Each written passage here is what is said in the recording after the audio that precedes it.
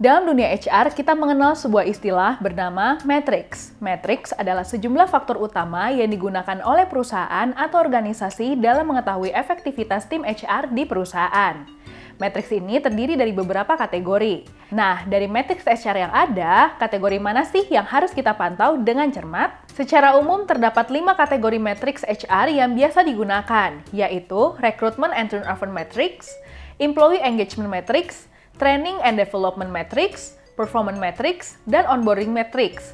Yuk kita bahas lebih dalam. Pertama, Recruitment and Turnover Matrix.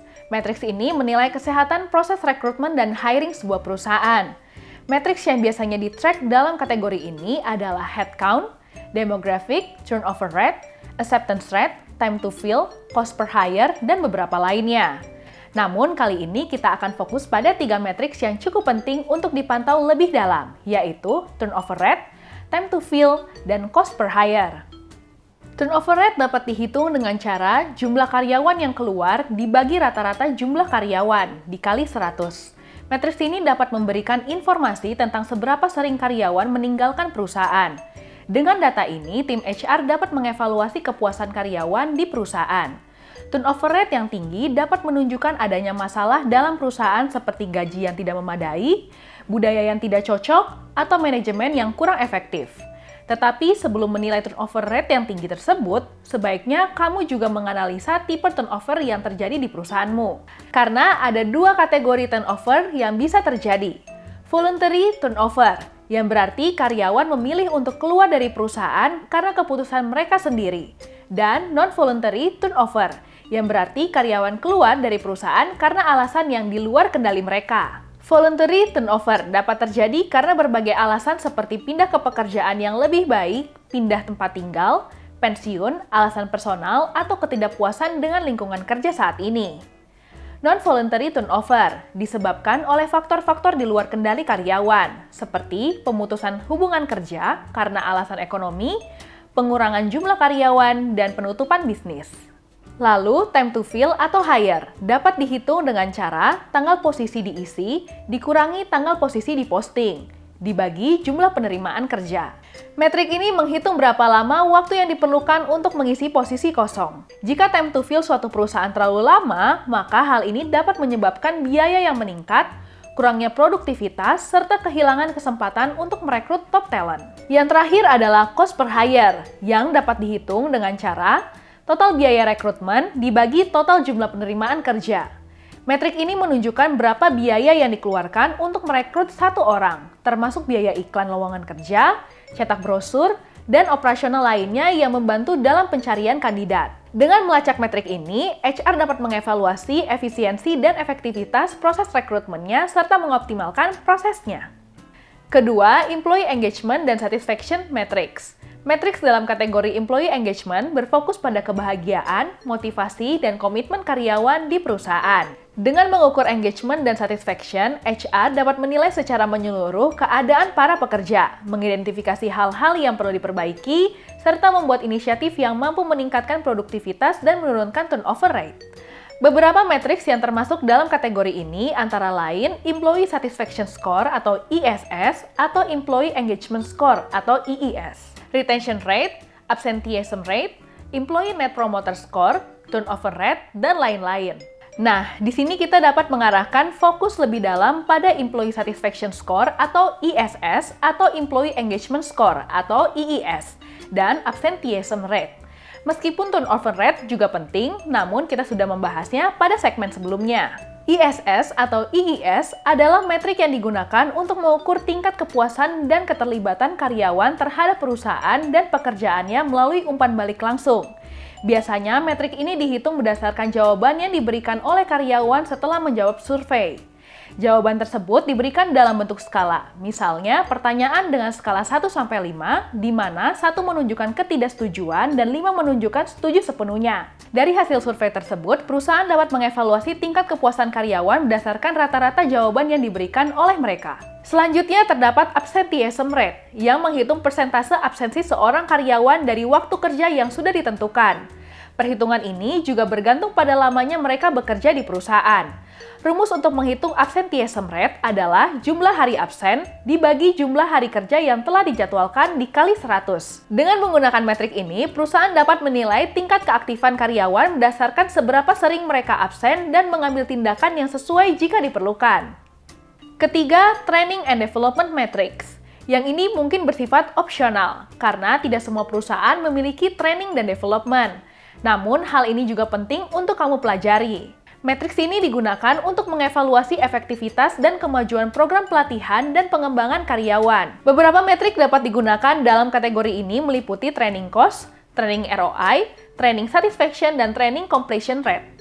Kamu dapat memulai dengan memantau training cost dan training satisfaction. Training cost dapat dihitung dengan rumus cost of training dibagi number of employee trained. Metrik ini menghitung rata-rata biaya yang dibutuhkan untuk melaksanakan pelatihan termasuk biaya pengajaran, bahan-bahan pelatihan, fasilitas, dan lain sebagainya. Kamu dapat menggunakan metrik ini untuk mengevaluasi efektivitas biaya dalam membuat program pelatihan. Untuk metrik training satisfaction, cara mengukurnya dapat dilakukan melalui survei langsung kepada karyawan. Metode yang dapat digunakan serupa dengan cara mengukur ISS, yaitu dengan membuat survei dengan skala jawaban 1-5, di mana 1 artinya tidak setuju dan 5 artinya sangat setuju.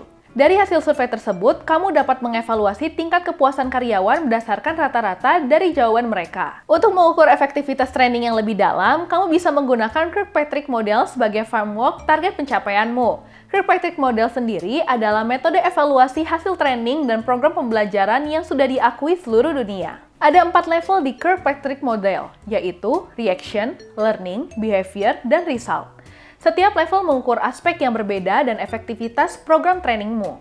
Level 1, Reaction. Level ini mengukur tingkat kepuasan peserta dalam program pelatihan. Seperti yang telah disebutkan sebelumnya, pengukuran ini dapat dilakukan dengan cara melakukan survei kepada karyawan yang mengikuti training. Level 2, Learning. Mengukur pengetahuan dan skill pembelajaran sebelum dan sesudah program training. Level ini bisa dihitung matriksnya dengan cara menggunakan pre- dan post-test. Level 3, Behavior. Mengukur kemampuan pembelajaran dan pengaplikasian pengetahuan dan keterampilan yang mereka pelajari dalam program training. Penilaian ini dapat diperoleh melalui observasi dan evaluasi perilaku pembelajaran di tempat kerja. Dan terakhir, level 4, Result. Level yang mengukur impact dari program training terhadap organisasi. Di sini, kamu bisa mengkalkulasi hasil trainingmu dengan mengukur pencapaian company sebelum dan sesudah program training. Jadi, secara garis besar, Kirkpatrick Model ini memberikan kerangka kerja komprehensif untuk mengevaluasi program trainingmu. Setiap levelnya akan membantu memberikan wawasan yang lebih dalam tentang program training yang dijalankan. Lakukan proses evaluasi secara step by step agar perubahan yang dilakukan lebih akurat dan berdasarkan data. Keempat, Performance Metrics. Performance Metric mengidentifikasikan kinerja seorang karyawan dalam perusahaan. Di sini, kamu dapat mengevaluasi nilai karyawan berdasarkan nilai kerja mereka. Performa dapat dilihat dari penilaian kinerja dan tingkat pencapaian tujuan atau Goals Achievement Rates. Tidak ada rumus khusus yang dapat diberikan untuk jenis metrik ini, karena setiap perusahaan menilai dan melacak kinerja karyawan dengan metode yang berbeda. Oleh karena itu, kamu dapat mengevaluasi kinerja mereka berdasarkan KPI atau OKR yang telah mereka capai, sistem review dari supervisor, atau penilaian kamu sendiri berdasarkan kontribusi mereka sebagai karyawan. Perlu diingat bahwa matriks perhitungan performance ini harus sudah disepakati oleh perusahaan agar pengukuran matriksnya bisa berjalan dengan lancar. Jika kamu ingin memperdalam pemahaman tentang cara kerja KPI dalam melacak kinerja, tidak hanya dari perspektif tim, tetapi juga dari perspektif perusahaan secara keseluruhan, kamu dapat mengikuti kursus Key Performance Indicator atau KPI One-on-One, konsep studi kasus, dan tips dari para ahli di Mekari University. Yuk akses kursus secara gratis dengan mengklik tautan di kolom deskripsi. Yang terakhir, onboarding metrics. Metrics ini akan membantu dalam penilaian efisiensi onboarding karyawan baru di perusahaan. Onboarding bukan hanya tentang karyawan baru, tetapi tentang bagaimana HR bisa memberikan brief dan materi yang jelas tentang culture, SOP, dan informasi perusahaan secara umum. Metrics yang dapat dihitung dalam kategori ini adalah time to productivity, onboarding satisfaction, dan training effectiveness. Onboarding satisfaction dapat dihitung melalui survei dengan cara yang sama seperti ISS dan training satisfaction. Buatlah survei yang dapat menilai briefing onboarding kamu dengan skala 1-5. Gunakan hasil survei tersebut untuk memperbaiki atau meningkatkan proses onboardingmu. Sedangkan time to productivity dapat bervariasi tergantung pada organisasi dan peran pekerja tersebut. Time to productivity adalah kecepatan karyawan baru dalam memberikan kontribusi lebih dalam perusahaan. Secara kasar dapat dihitung dengan rumus time to productivity sama dengan total time to complete required training ditambah probation period ditambah time to achieve performance goals. Rumus ini memberikan data kasar tentang berapa waktu yang dibutuhkan untuk seorang pekerja baru untuk produktif, tetapi tidak menilai faktor-faktor luar lainnya. Faktor lain dapat dinilai melalui penilaian dari manajer, evaluasi performa, hingga evaluasi probation. Lakukan penilaian sesuai dengan ukuran dan kebutuhan perusahaanmu. Nah, itu dia 5 kategori matriks yang harus kamu pantau. Banyak juga ya. Kalau begini, bagaimana caranya bisa mendapatkan semua data-data yang kamu butuhkan agar bisa men-tracking seluruh matriks dengan cepat dan mudah? Menggunakan software HR terautomasi seperti Mekari Talenta adalah jalan keluarnya. Dengan Mekari Talenta, kamu bisa mendapatkan HR Matrix yang kamu butuhkan dengan lebih mudah dan data employee-mu tertata dengan rapi, lengkap, dan akurat. Penasaran kan dengan kemudahannya? Yuk klik link di bawah ini untuk mengenal Mekari Talenta lebih lanjut bersama tim Mekari sesuai kebutuhan perusahaanmu. Terima kasih dan sampai jumpa di konten-konten berikutnya. Jangan lupa like, subscribe, dan klik loncengnya ya. Mekari University, Insight for Better Generation.